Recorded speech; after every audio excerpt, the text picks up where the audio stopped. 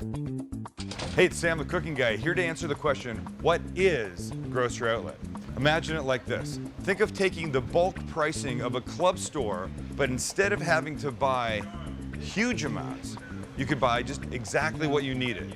Like one box of cereal instead of a pallet worth of cereal. And to that you added the variety available at a traditional supermarket. And then you throw in fresh meats, dairy, produce, wine and beer, and of course organics, natural products, and some great beauty products.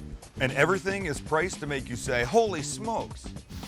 Grocery Outlet Bargain Market.